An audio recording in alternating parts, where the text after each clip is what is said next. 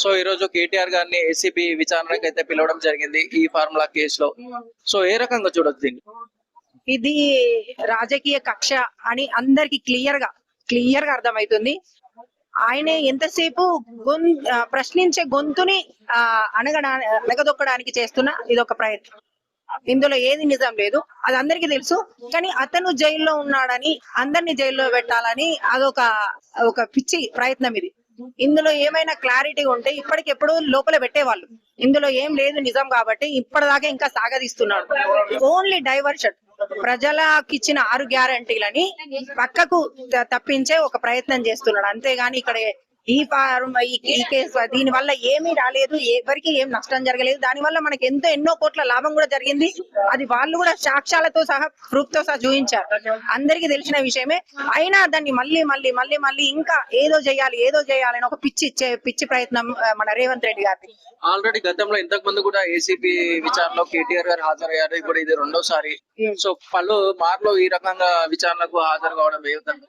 అది ఓన్లీ ఒక మనిషిని ఆయనకు భయపడి, మన కేటీఆర్ గారికి భయపడి ఎప్పుడు వీళ్ళని ఎలా అయినా ఇరికించాలని చేస్తున్నాడు. ఆల్రెడీ ఒకసారి హాజరయ్యారు, అక్కడ ఏం దొరకలేదు.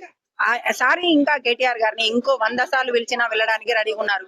ఎందుకంటే నిజమే, ధర్మం అనేది గెలుస్తుంది. ఆయన ఎంత అన్యాయంగా ఎన్ని కేసులు పెట్టి ఏం చెప్పినా కూడా అబద్ధాలే. ఆల్రెడీ అతను అబద్ధాలు చెప్పి గెలిచిన వ్యక్తి కాబట్టి అతను చెప్పే ఏవి కూడా ప్రజలు నమ్మడానికి సిద్ధంగా లేరు. ఆయన తాటాకుల చప్పుడుకి ఎవరు ఇక్కడ భయపడే వాళ్ళు లేరు.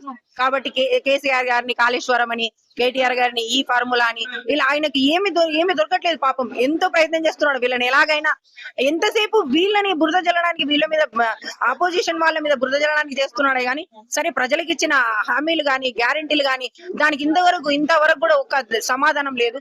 మళ్ళీ అందాల పోటీ అని ఇంకా ఉన్న డబ్బుని కూడా ఇంకా అప్పుల పాలు చేస్తున్నాడు మన రాష్ట్రాన్ని. గాని అభివృద్ధి చేసేది ఒక్కటి కూడా కనబడట్లేదు. ఏదైతే ఈ ఫార్ములా రేస్ ఉందో అందులో 55 కోట్ల అవినీతి జరిగింది, విదేశాలకు డబ్బు మళ్లించారని కూడా చెప్పారు. అతను చెప్తాడు, అతను ఎంతసేపు అయినా ఏదైనా చెప్తాడు. ఎందుకంటే ఆల్రెడీ ఆయన కక్ష వీళ్ళ మీద ఎలాగైనా రివెంజ్ తీర్చుకోవాలనే వచ్చాడు. అతను అసలు ఒక మంచి పదవి దొరికింది రేవంత్ రెడ్డి గారికి, ఒక ఉన్నతమైన పదవి. అది అందరికి దక్కే అవకాశం కాదు. దాన్ని మంచి సద్వినియోగం చేసుకోకుండా ఎంతసేపు వీళ్ళ మీద రివెంజ్ కోసం ఏవో పిచ్చి మాటలు, అందరి ముందు ఒక జోకర్ లాగా అయిపోయాడు అతను చెప్పే. ఒకవేళ నిజం చెప్పినా కూడా ఎవరు నమ్మరేమో, అట్లాంటి పరిస్థితి తెచ్చుకున్నాడు. ఎందుకంటే మీ మీడియా వల్ల ప్రతి ఒక్కరికి నిజమేందనే తెలుస్తుంది. ఇప్పుడు ఈ ఫార్ములా ఏం ఆధారం దొరికిందని ఆల్రెడీ ఒకసారి ఎంక్వైరీ చేసినప్పుడు అక్కడ ఏం జరిగింది, అప్పుడు కూడా ఇలాగే బయటకు వచ్చేసారు కదా. అక్కడ ఏం లేదు కాబట్టి ఆయనకు ఎంతసేపు వీళ్ళని ఎలాగైనా బాధ పెట్టాలి. మెయిన్ అందరికి వీళ్ళు ఫెయిల్ అయిన కాంగ్రెస్ ప్రభుత్వం గురించి మన కేటీఆర్ గారు ప్రజలకు స్పష్టంగా చెప్తున్నారు కాబట్టి అతని గొంతుని ఫస్ట్ తగ్గించాలి. ప్రజలకి ఇవేం తెలియకూడదు అని చెప్పేసి చేస్తున్న పిచ్చి ప్రయత్నం. కానీ ఎవరు ఇక్కడ ఆగరు. మీ మీడియా వల్ల కూడా చాలా అందరికి నిజాలు ఏంటని తెలుస్తుంది. కాంగ్రెస్ ఆల్రెడీ ఫెయిల్యూర్ పాలన, దాని చేతగాలి పాలనగా అందరికి తెలిసిపోయింది. అవి ప్రశ్నలు అడిగేసరికి మన కేటీఆర్ గారి మీద ఒక అబద్ధం కేసు, దానిలో ఏమీ లేదు, నిజం లేదు, అదో లొట్టపీస్ కేసు. దాని వల్ల ఎవరికి ఏం కాదు, కాలయాపన. ఇది ఊరికే కాలయాపన, అందరి ప్రజల్ని డైవర్ట్ చేయడానికి చేస్తున్న ఒక పిచ్చి ప్రయత్నం. మొన్న కేటీఆర్ గారు రేవంత్ రెడ్డి పైన అనుచిత వ్యాఖ్యలు చేసినందుకు కూడా అతని పైన సైబర్ క్రైమ్ లో కేసు నమోదు చేయడం జరుగుతుంది. కేటీఆర్ గారినే కాదు, ప్రతి ఒక్క మామూలు కార్యకర్తలను కూడా ఏదైనా సరే, ఒక యాక్టర్ గాని తన పేరు మర్చిపోయినందుకు గాని, ఇలా ఎన్నో ఒక్కసారి కాదు ప్రతిసారి తన పేరు మర్చిపోయిన కాంగ్రెస్ మొన్న మన పార్టీకి వెళ్ళి ఓన్లీ రేవంత్ రెడ్డి గారి ఫోటో పెట్టాలని మన బిఆర్ఎస్ క్యాంపుకి వెళ్ళి అలా కూడా వాళ్ళు అన్యాయంగా చేస్తున్నారు. అసలు అక్కడ ఏమి లేదు. ధర్మంగా ఉంటే మాత్రం ఎట్లా అయినా ధర్మమే గెలుస్తుంది. కాబట్టి ఆయన ఎన్ని ప్రయత్నాలు చేసినా అతను ప్రతిసారి అందరి ముందు ఒక జోకర్ అవుతున్నాడు, అందరి ముందు పరువు తీసుకుంటున్నాడు.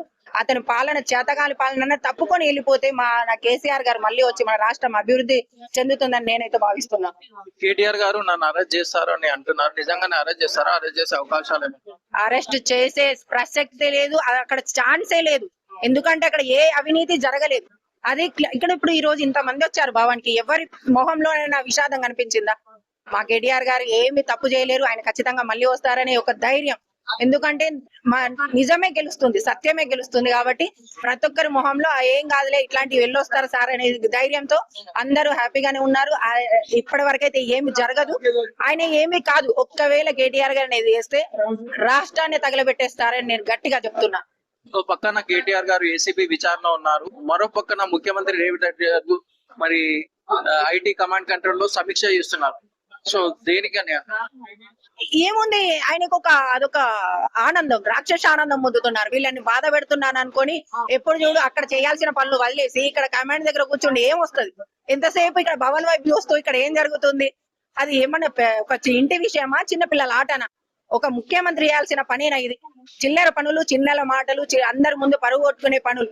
ఒక్క అభివృద్ధి చేస్తే ఎందరో మెచ్చుకుంటారు, మనకు ఒక ఆదర్శంగా నిలబడతారు. అటువంటిది అది వదిలేసి ఎంతసేపు కేసీఆర్ గారి మీద, కేటీఆర్ గారి మీద, ఎంతసేపు వీళ్ళ మీదే టైం పాస్ చేసే మాటలు, టైం పాస్ చేసే పనులు చేస్తున్నారు తప్ప అభివృద్ధి చేసేది రాష్ట్రంలో ప్రజలకు మంచి చేద్దాం, వీళ్ళ మనసుల్లో ఎప్పటికి నిలబడిపోదాం, మనకు ఒక ఛాన్స్ వచ్చింది దీన్ని నిలబెట్టుకుందాం అనే ఆలోచన రేవంత్ రెడ్డి గారికి కొంచెం కూడా వస్తలేదు.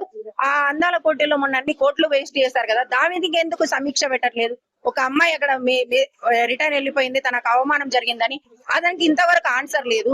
అది వదిలేసి ఎంతసేపు దీని మీదే ఈ ఫార్ములా అరే అయ్యా దీని వల్ల లాభం వచ్చిందిరా మగడా అంటే కూడా అతనికి అర్థం కావట్లేదు. అంటే ఆయన ఎంత పిచ్చి మొద్దు మతి లేని మంత్రి అని నేను భావిస్తున్నాను.